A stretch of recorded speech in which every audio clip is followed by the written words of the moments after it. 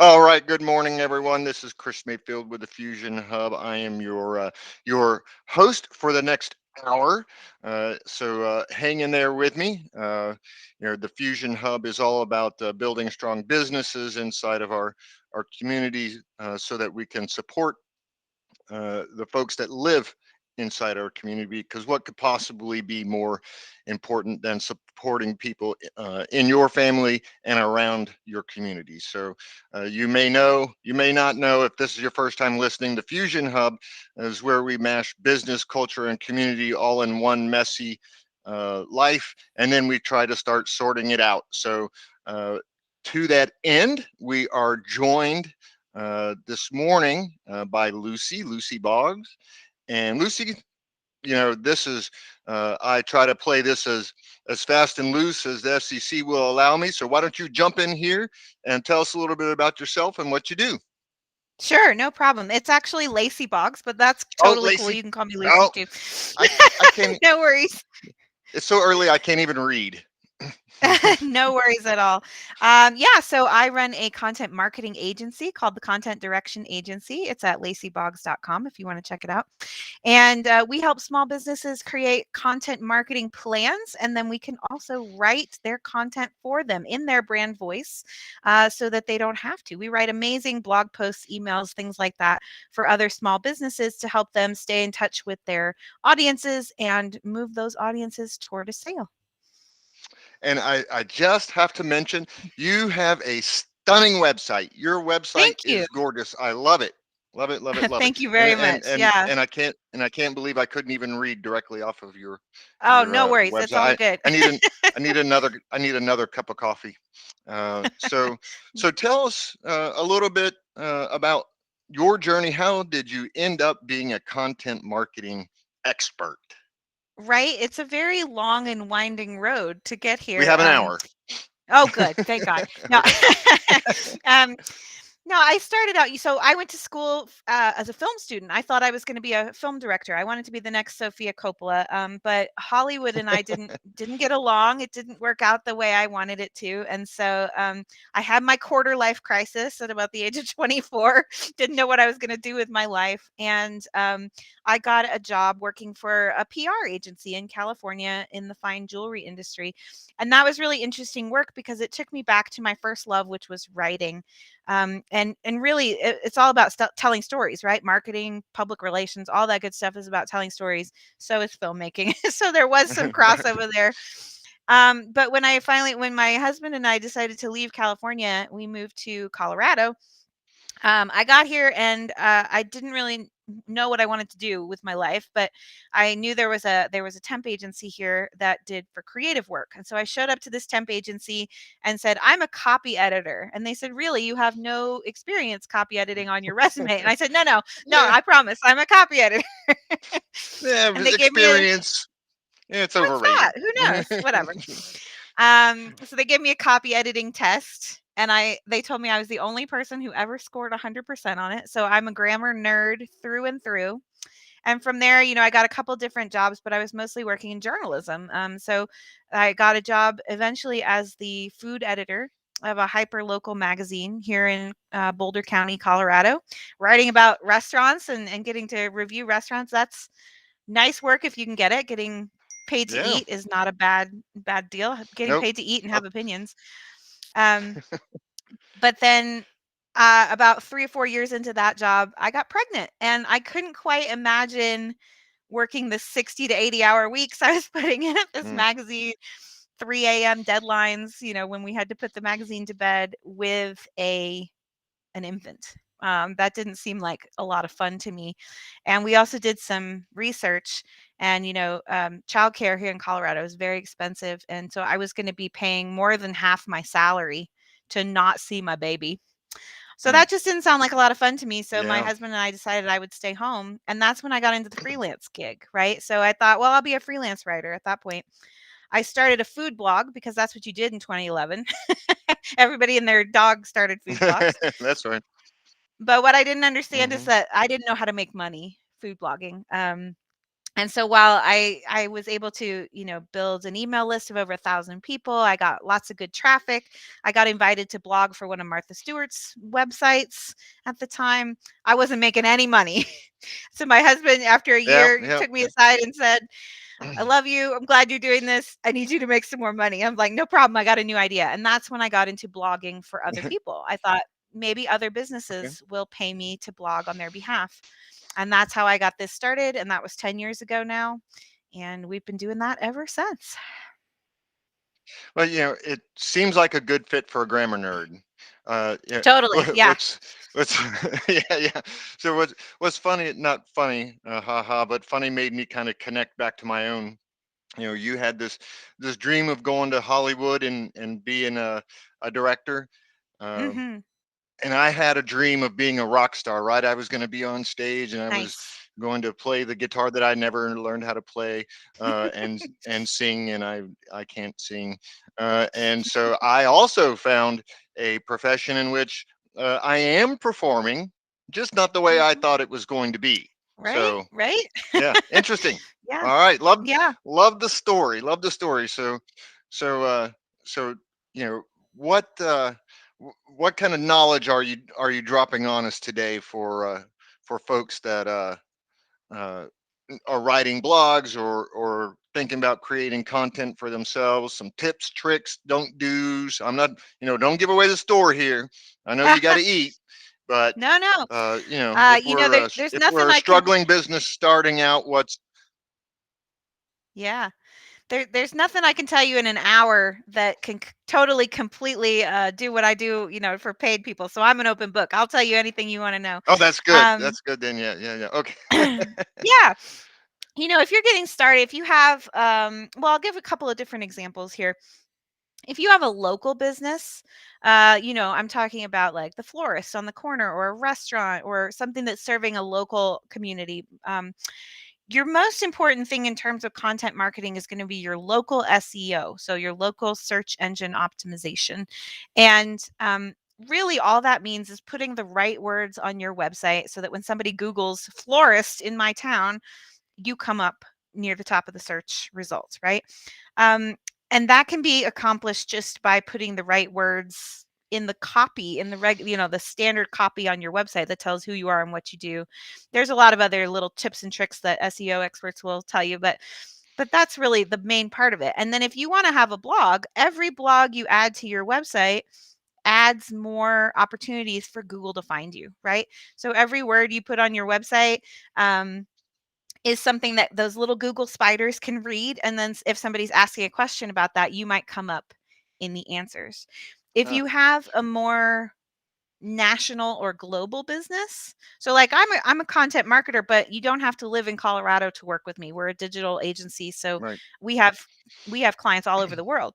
Um, then you want to be found for more things, like not so much like I'm not trying to be found for content marketing Denver, Colorado. I want to just be found for content marketing in general, right? So that's a little bit of a Right. different strategy around what kind of blog posts I'm going to write, what kind of content I'm going to put out there so that when people are Googling, they will find me. And then I use social media as a way to direct people back to my website, right? So um, if I put something on Facebook or Instagram or wherever, LinkedIn, wherever it might be, I want to send them back to my website because that's where all the magic happens, right? That's where they're going to learn Right. how to work with me and all those good things. So that's kind of how I structure my content marketing. Is I'll have one major piece, a blog post or something like that, and then I'll use social media to drive traffic back to that piece of content for a certain amount of time.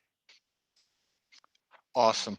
So one of the questions I get asked all the time, or Yeah, I see get asked all the time is, and I'm sorry, my cat keeps walking in front of the camera, I love it. uh, is how much is too much? How often or what frequency should I try to engage my my A clients or my B clients? Is Hmm. once a week good? Is it once a month? How is it every 15 minutes? How often should I? What is my target to engage my client, my ideal prospective clients? Yeah. So unfortunately, my answer is going to start with it depends, which is It never what people depends. want to Yeah, hear. always, They want always. a hard and fast rule. Just give me an But answer. yeah, what it depends on is A, who are your clients? You know, Right. are they the type of people that are checking Twitter every 5 minutes and they want to see your content on there? Or are they the type of people who really would just like to hear from you once a month in their email? You know, that's gonna inform part of your decision. But then also what channels are you on? So I mentioned Twitter. Twitter moves really fast. If you only tweet once a day, Hmm. nobody's going to see it, right? It moves really fast. Whereas something more like Facebook or LinkedIn or Instagram, you can get away with posting once a day. And then like your blog, you don't need to blog once a day, right? You can do that maybe once a week or even once a month and use that content to put it out on your social media channels over and over again, right? So it kind of depends. I always say that you need to find a cadence that you can be consistent with and provide quality content at that rate. And then other than that, like I would rather be you have high quality content and be consistent about it than have quantity, right? Quantity is not as important as the quality and the consistency. So if you can Right. only put out one good blog post per month, hey, that's what you can do. Do it. That's good. Be consistent about it, and your people will Right. learn to look for it. Right. So, another, so my ideal clients are LinkedIn and somewhat Facebook, depending on what the product is. But for the most part, LinkedIn, and you have and if you have a LinkedIn account, you'll know exactly what I'm talking about. You open LinkedIn, and you have um, a certain amount of advertising that's paid, Mhm. and some. Then you have some organic, which is created by the person and then stuck up there. Um, and can you kind of give us some guidance, or at least maybe draw a box around for us? Who should be doing paid? Who should be? I know we should all be doing organic at some level, Sure. but kind of help help understand where those are useful, where they're not, and a little bit about, when I create organic material, stuff for my social media platforms in particular, and we'll get to Mhm. websites here in a minute. Uh, Yeah. what should I be including in that organic, and then when is it appropriate for me to use paid ads? Yeah, great question. Um, so my sort of rule of thumb around paid ads is you want to make sure you can sell the thing organically before you throw money at paid ads, because paid ads will just amplify any problems you have in your marketing or sales for a product. So you want to make sure you can sell it organically first. Once you have a pretty good, you're like, yep, I can sell this thing. It goes, we know we have the funnel down. We know what happens when somebody, all the onboarding, whatever, right? Once you have all Hmm. that down, then you can put money behind it for sure. Um, and it sort of depends what industry you're in, whether or not that's like going to get you a good return on your investment. I'm in a Sure. B2B and it's very expensive. It's very expensive to advertise. So I have to be really careful about what I put in. However, some of those same techniques might work really well with B2C and be very inexpensive. Um, but yeah, I think that would be my first rule of thumb. Make sure you're selling it organically before you throw money at it. Um, but in that organic versus paid sort of question, because that's something people ask a lot, it's like, what do you have more of, time or money? If you have more time and less money, then I would say focus on organic, because that's a long game. That's always going to be a long game. And it does take more time and energy to create great content regularly, to put it up there, to make sure you're engaging with people, et cetera, et cetera. If you have more money than time, like you have a budget and you need to get this done by XYZ date, that's when paid advertising can really help, because if you can throw money at it, you can reach a bazillion people, right? You can really get that going really quickly. And of course, there's going to be a middle ground. So at some point, you may have, okay, I'm going to do this amount, some amount of organic and some amount of paid, and they're going to be complementary. But in terms of what goes where, I would say a lot of times organic is more for your news, your information, your any kind of trust building content like sharing case studies or testimonials or things like that. And paid is usually for direct lead generation or indirect lead generation, I guess. But it's really about finding those people and helping them get on that journey to becoming a customer, whether that's offering them a freebie thing that they're going to sign up for in exchange for their email address, or it's a direct sort of buy now kind of ad. um, the paid is all about lead generation, whereas the other may be more about building that know, like, and trust factor over Mm, time and nurturing people. gotcha. That's a great box around each one of those. I appreciate that answer Good, yeah. because for people like me, somebody says paid ad, organic. I don't know the difference, and why should I Hmm. be doing either one? I don't know.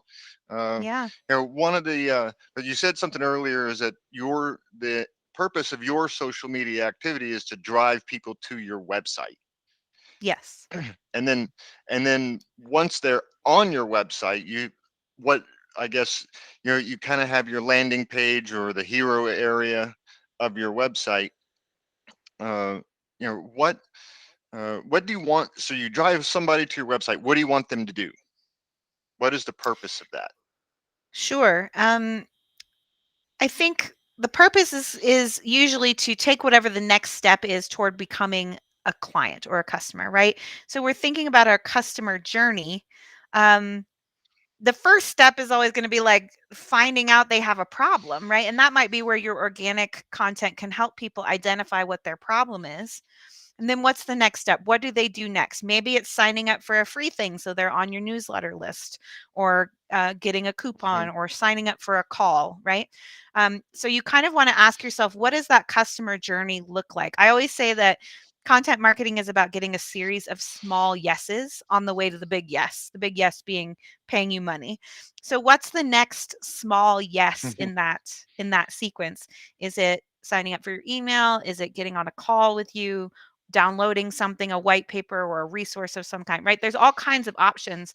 Um, but that's really where you want to kind of consider, what do they need? Do they need a lot of nurturing? Do they need to understand a lot about you and trust you before they say yes to working with you or buying your product? Or are you selling a widget where it's just like, oh, if it's blue and it does what I need it to do, I can say yes and buy it right now? So those are two very different customer journeys, and they need different types of content. They need different types of nurturing on your website. For mine, I have a very long sales cycle. People find out about me, Mhm. and then they think about it, and then maybe they do my emails for a while, or they read some blog posts, right? They're not going to necessarily sign up with me for a 12-month retainer the very first time they've heard of me. So the purpose of my content is often just to provide them yet another touch point, understanding who Lacy is, who the content direction agency is, what do we believe in, what can we do for them, so that when they're ready to make a decision, they have the opportunity. And so I I think what you were briefly describing is what I guess is commonly referred to as a lead magnet in social media. Yeah. Mhm. And so for me, right, I have several lead magnets running at any time, and because I have a great IT firm, I know when somebody clicks through from each lead magnet which funnel they go in. So Mhm. because when they click my lead magnet, I kind of already know, or it gives me an indication of what problem they're looking to have solved.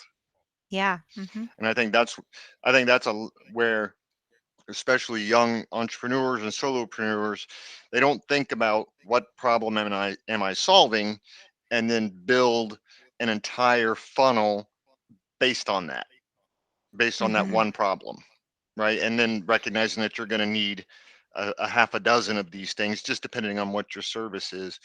And for my clients, it's not a same as you. It's not a inexpensive purchase, right? Yeah. It's several $1,000s.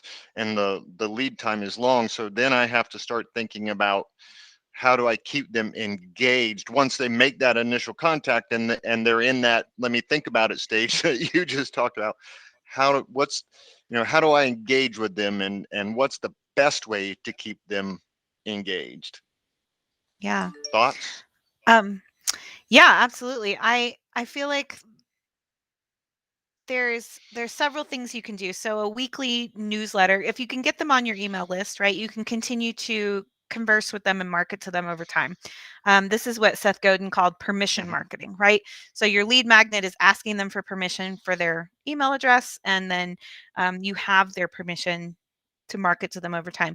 So if you send out regular correspondence that way, that's, your content. If you're writing a blog or producing a podcast or whatever, your email can be just about the content you're producing, and it's helpful, useful information for them. You can also have an automated email sequence that we call a nurture sequence. So as soon as somebody joins your list, they get put into this automated sequence, and it's like every set number of days, they get an email that helps move them toward that sale. And so you can create one. I'm actually experimenting with quite a long one. I think it goes for 26 weeks, but they don't get something every day, right? Wow. The amount of time that elapses um between emails expands every time. So it's like a Fibonacci sequence. So they're close together at the Hmm. beginning, and then they get longer and longer as they go. Um, because I just want to keep reminding people how they can work with me. It's also really important to have a strong call to action in any piece of content you're putting out. So remind people, yes, you can book a call to learn more about this, or you can schedule your whatever assessment or whatever the next step is, but Hmm. remind them of it frequently, because Lord knows we all have a lot on our minds and we have to be reminded. That's right. So we're going to have to take a quick break here. Airtime is not free and not really even cheap. So we got to pay some bills, listen to some sponsors who we dearly love, our sponsors. But on the flip side, I'd like to get into a little bit, particularly in social media, with the rate that social media comes out. You mentioned Twitter moves really fast, Facebook, LinkedIn, not as fast, but still pretty fast. Hmm. And so, how would small business owners keep relevant in those spaces? And then, what does that materially or numbers wise, message wise, what does that look like? How do they begin to build that campaign? So we'll be right back. Everybody, hang on.